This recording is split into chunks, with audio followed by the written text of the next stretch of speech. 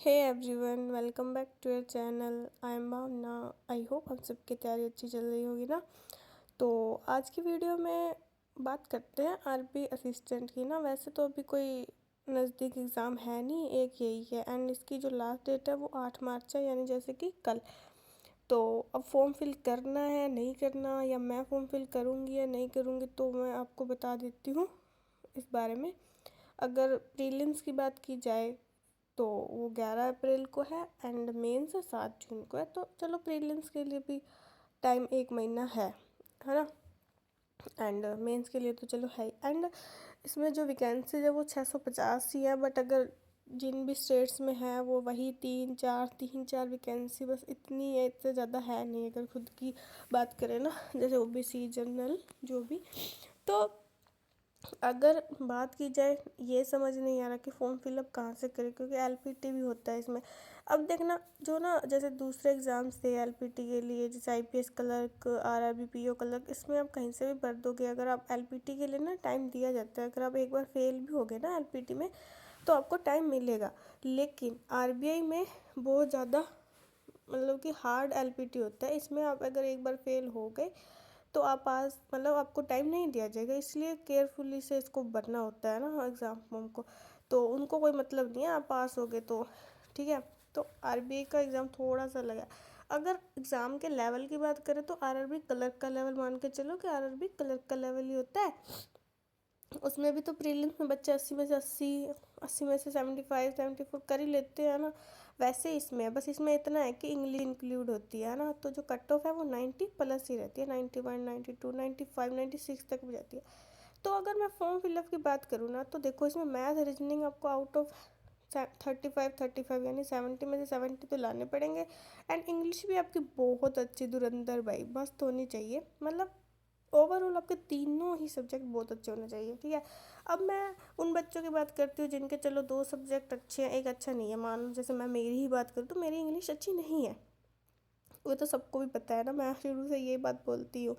And math reasoning सही है, लेकिन वही बात है, कई बार मैथ रीजनिंग तो चलो सबकी लगभग हो ही जाती है, बट मैथ भी अड़ जाती है, क्योंकि एक आधे टॉपिक ऐसे होते हैं जो नहीं किए होते। लेकिन इसमें जो लेवल आता है वो बहुत ईजी होता है, तभी बच्चे ये कर लेते हैं और कट ऑफ इतनी जाती है ना। एंड 1 डे एग्ज़ाम में तो मतलब नॉर्मलाइजेशन भी क्या ही होगी।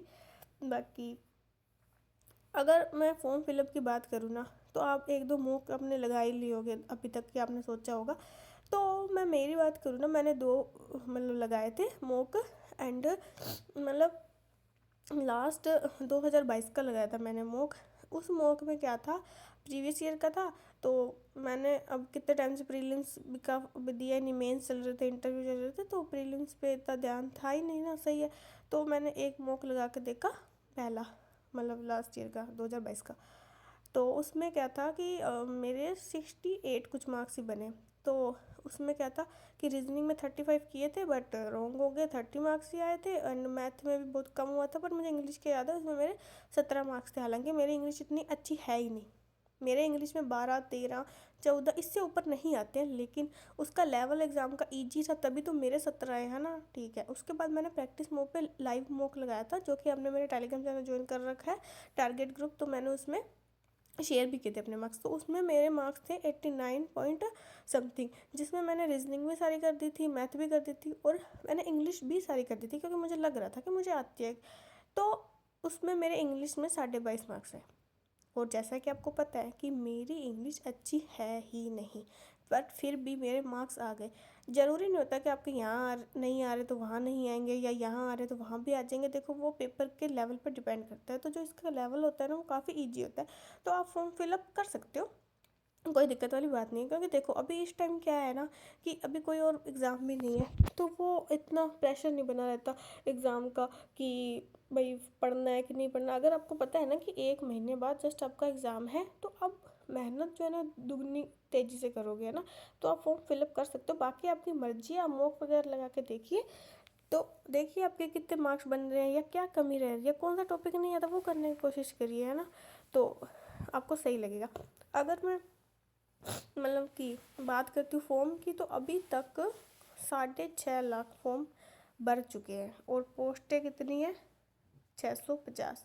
6.5 लाख फॉर्म भर चुके हैं। मतलब यही है कि अपने सोचे हम ना भरे, वो सोचे हम ना भरे, तो फॉर्म कौन भरेगा। फिर भी लोगों ने इतने फॉर्म भरे हैं।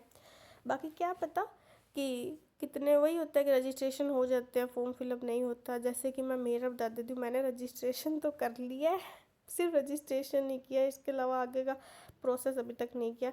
मुझे खुद को नहीं समझ आ रहा कि मैं फॉर्म फिलअप करूँ कि नहीं करूँ ना, तो बाकी देखते हैं।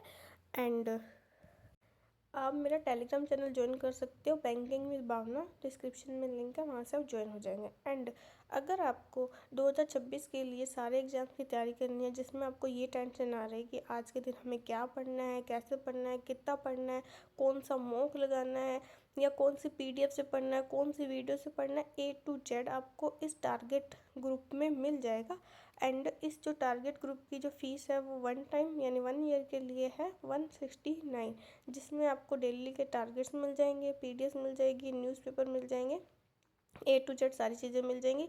2026 के एग्ज़ाम की तैयारी आपकी बहुत अच्छे से हो जाएगी। जैसे मैं कोई मॉक लगाती हूँ तो उसमें आपको पहले ही बता दिया करूँगी, आप ये मॉक लगा लीजिए, एंड वहाँ पे डिस्कशन हो जाएगा।